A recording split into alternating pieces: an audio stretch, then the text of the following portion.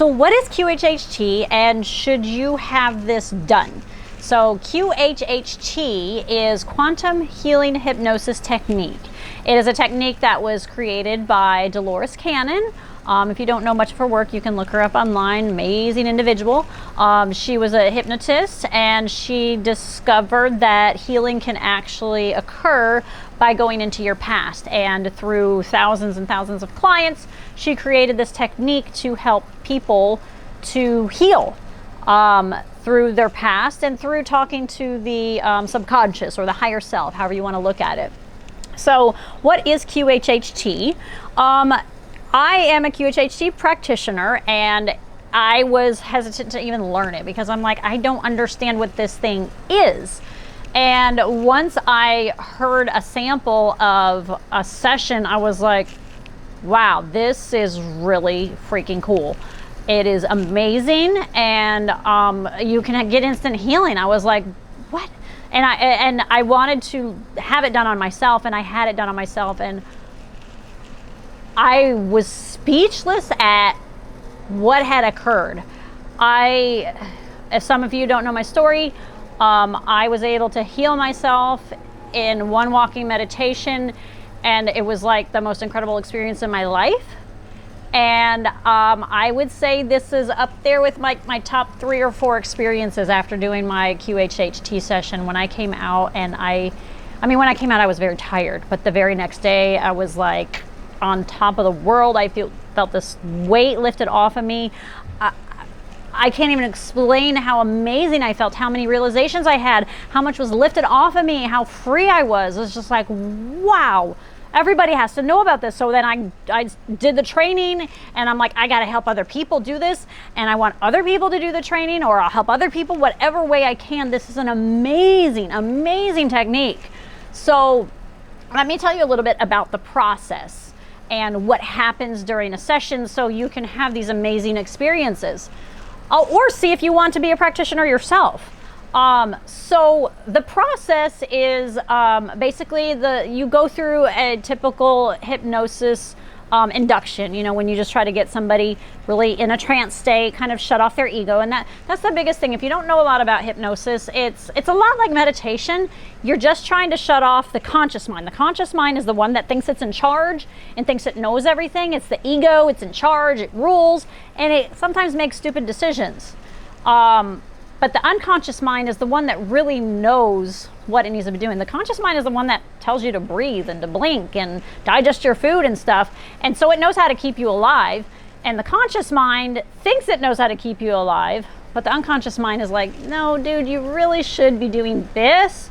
The little voices that you're hearing, it's your unconscious mind or your higher self saying, yeah, maybe you shouldn't eat that. Maybe you shouldn't do that. Maybe you should do this. Maybe you should do that. So listen to those voices more. So what this does is it puts you in a trance state so you can shut off the ego, the conscious mind, and you can speak to the unconscious mind. You can start to bring up what's buried in there.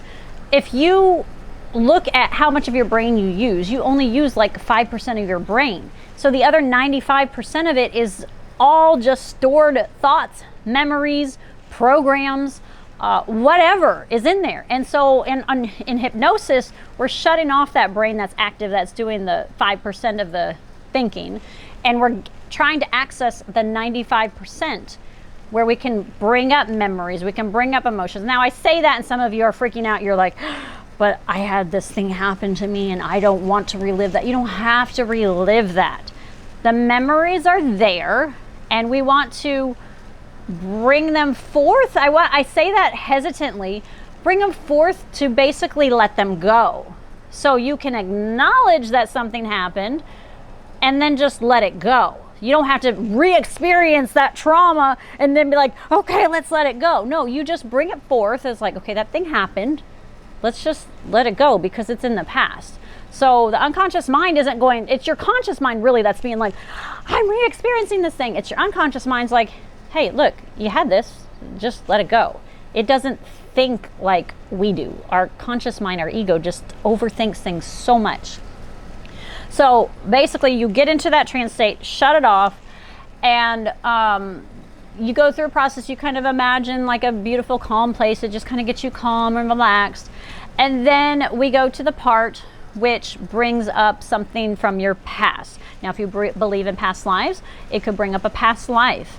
And you know, I'm going to talk about that because really a lot of the people, I think there's only been like 1 or 2 that didn't really believe in past lives when they came to me, and they had a past life come up, and then they're like, oh, okay, well, I guess a past life does exist.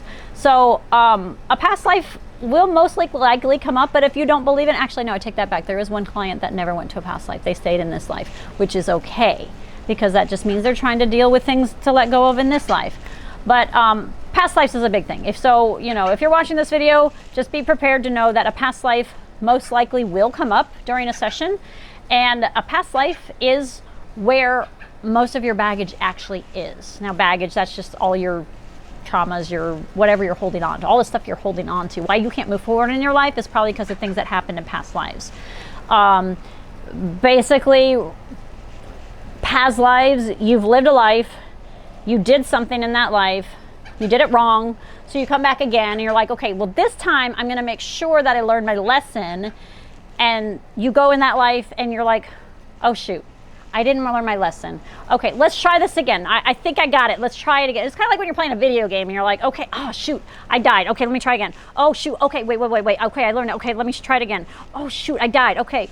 And you're coming and repeating the same patterns, and you keep doing the same thing over and over again. You keep repeating the same patterns because you have some programs in your head, and you keep thinking, oh, well, let me try a different way to overcome that emotion or overcome that trauma, overcome that problem.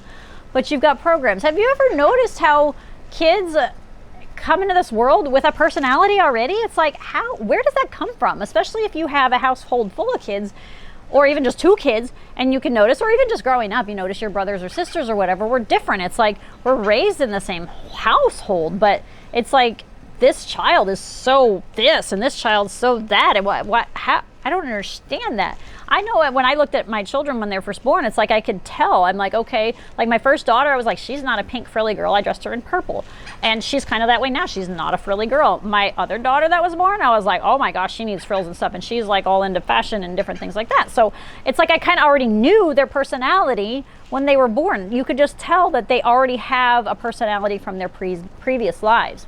And so your personality is your personal reality. It's because of programs that you've learned over however many, whatever number you want to put on there, millions, thousands, years, lifetimes, whatever you want to put on there. You've learned these programs of how you want to be, and that's making you who you are today. Well, who you are today sometimes can be a problem to yourself. You're like, why can't I do this? Why can't I be this way? Why this? Why that? Why do I have this pain? Why is that? You're just like, you're frustrated with yourself, if you will. So going into a session, you can go and you can explore that. And a lot of times there's an interview process at the beginning that, you kind of talk and you kind of bring up like, okay, this is what I'm kind of want to work on, this is thing, and you're going to think about questions and stuff. I'll get to that in a minute. But in that past life or the current life, whatever, in your past, when that comes up, it's going to bring up something. I'm going to use an example because this has come up in several sessions where people are trying to understand like why they can't move forward in something in their life. And they realize that in their past, they may have been ostracized or killed for something that they did or they believed in. And so now in this life, they're like, well, I can't do that because I got ridiculed or I got killed in that life for doing that or for thinking that or for saying that. And so you've got a program that to try to keep yourself safe, you can't do that. But that's in the past, and you need to let those things go because it's preventing you in your present moment from moving forward. And so by accessing some of these memories, if you will, they're memories, but past, present, and future all exist really at the same time. So you're really kind of transporting yourself back into, not back, you know what I mean. You're putting yourself in that place and reliving that, re-experiencing that. But by going there and experiencing that, and your unconscious mind is going to bring up whatever needs to be brought up. And I've done enough of these now that I can kind of predict. I'm like, oh, I bet they're going to have a life where something like this happens. And some of them are very unpredictable. I was like, wow, really? That, was not expecting that at all. But sometimes it's like, oh, that's kind of cool, you know.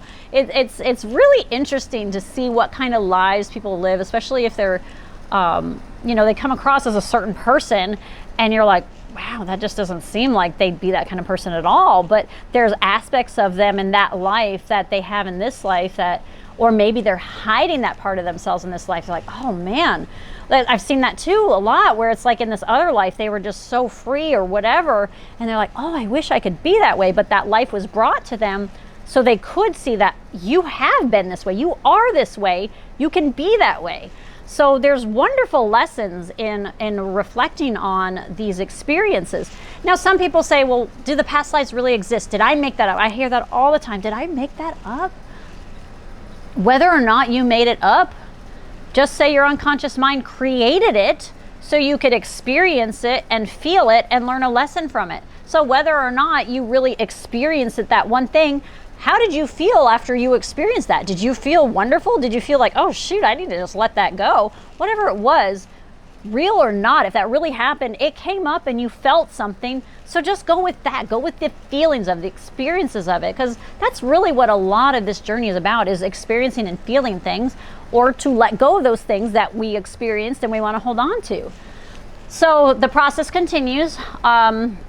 Once you go and experience your past, then we bring forth the subconscious. Now we ask like what you thought you learned from it. Sometimes I bring people to the other side to say like, okay, now you're looking back and, you know, what did you experience or what did you learn? But the biggest part and the main reason that we do these, because there's been a few people that I have had not go to a past life and they just jump right to the unconscious mind wants to speak to them and to give them messages and things, which is totally fine. That's really the main goal. You could say that the past life thing is kind of fluff to kind of get them in a mindset and to kind of get them like, oh wow, to kind of get them to feel those emotions and stuff more. But the main part, the main goal, where all the magic happens, is when you talk to the unconscious mind.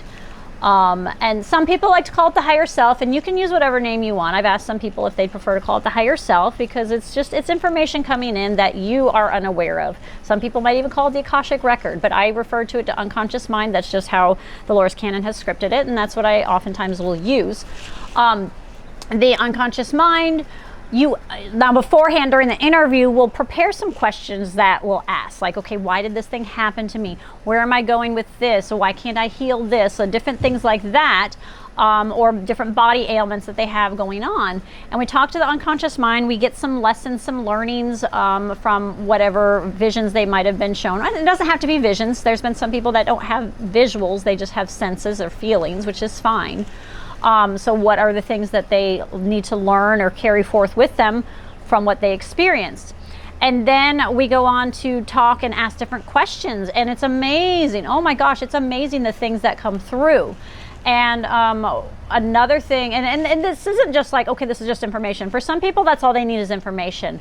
So some of it too is just a release, and it's letting go of any emotions that they're holding on to, whether it was from their past life or past that they experienced, or it could be just something that they came to the interview with. They're like, oh, I really have this frustration or this anger around this person or this thing or this whatever, and I can just, I ask, okay, can we have this removed? And oftentimes the unconscious mind is like, yeah, sure, and it releases it. That's why I felt so incredible after mine, because I had all of these things just removed off of me that I was holding on to. And sometimes there needs to be learnings. I'll say, okay, well, sometimes a client might be a little resistant. I'm like, okay, why aren't they letting go? And they say, well, because they needed to learn this, or they need to be aware of this. And so, you know, then I work on releasing that. And I've learned a lot of other tools with NLP, hypnotherapy, and all different other kind of healing things that I kind of mix those in a little bit at the end to try to get some of that pulled out of them. And we also do what a lot of you probably love. This is one of my favorite parts, actually, because it's so cool, is the body scan. So I do a body scan, and I ask like where like they might have something that needs to be worked on or released. And you know, I've had people like come to me with problems like, oh, shoulder pain, knee pain, whatever, and they come out of the session and it's gone. And it was so simple. I mean, it's so freaking simple. We just say, okay, you know, like sometimes we'll say specifically, okay, well, they're having this pain in their neck. What's the cause of it? What needs to be done? Or can you release it? I just ask different questions like that. And they're like, yeah. Or they might say, okay, well, there's some anger. And I say, well, can you release it? Yeah. It's like easy. And then it just releases it. And then they wake up and out of the thing and they're like, my pain's gone. I had one lady, she had a problem and it was from her grandmother or great grandmother, something like that. And I was like, well, she doesn't need that, right? And they said, yeah. So I said, can we release it? Yeah. And her pain was gone. I was like, some of this might not even be yours. You're just holding on to it for some reason. And this session can help reveal that stuff to you, and it can help release these things. Now, granted, not every person comes out like, woohoo, I'm free of my pain, because there may be other things that you just don't want to let go of. And I try my hardest as a practitioner to help you to let go of it, and talk with the unconscious or the higher self or whoever wants to get involved and say, can we get this removed? Can we get this worked out? Because I've had them sometimes say, they're just not ready today, or they need more time. They still have some lessons they need to work out, different things like that. And sometimes I just have to say, okay, well, that's what their journey is right now. So I'm doing what I can, and I try. Dolores Cannon in the training was like, sometimes she gets a little pushy, not too pushy, but you know what I mean? It's like, oh, come on, you can do this. Let's do this. Come on, let's let this go. Let's release this. And oftentimes it's kind of like when you're scared to ask somebody. It's like, what the worst you can hear is no. But sometimes when you hear no, you'd be like, oh, please, and be like, okay, it just takes a little talking to or whatever. But I am amazed at the results that I'm getting from my clients, and they're just freaking amazed too. And it is definitely worthwhile. I went to a retreat recently that where us trainers went to it, and we got to do sessions on each other. And again, it's just like, wow, so many just amazing things that was like, wow, so much revealed to me that I didn't even know of, and healing that was like, I was having this pain in my hip, and I'm like, okay, well, it's gone now. I realized what the root of it was. And I do have to admit, there was something I was not ready to let go of, and the practitioner tried her hardest, and there's something that I didn't let go of. But I can't get mad at myself, because now I'm like, okay, it's come to my realization that's just something I need to explore a little more, something I need to work on and try to figure out, okay, what kind of programs am I running? What do I need to work on? Whatever. So it's okay if not everything gets released. Of course, we want to be free of everything. But I feel like once you're free of this, something else comes up that says, okay, that's done. Let's work on something else. And a lot of you that have been on your spiritual journey for a while realize that. And it's really just more about riding along on the journey instead of getting frustrated about this is coming up, this is coming up, this is coming. You're just letting go of your past, and the more and more you can let go of it, the more free you can be and more free you can enjoy your life. And I mean, really, that's just kind of part of the whole journey. But don't get frustrated in the process and just constantly be like, I need to get there. I want to be there. Yeah, you can be like, oh, I want to get there. I can be there. Just change the way you look at things in your life. And when you get to whatever that goal is, you're probably going to have new goals. You're going to always be having goals. We're always wanting to evolve and change. Otherwise, life would kind of get dull and boring. And, I mean, if you look at it, really, you can look at the negative things as a challenge instead of a problem, and say like, oh, okay, it's just part of the journey. Okay, I'm learning from it. I'm sure you can reflect back on things from your past, like, yeah, if that hadn't happened, I probably wouldn't have been in this place, or I wouldn't have done this, or different things like that. So it's just another wonderful tool. And I highly recommend, anybody that would be interested in doing it, looking to do one. I do them myself. You can look on my website, and you can, I'll put the link below.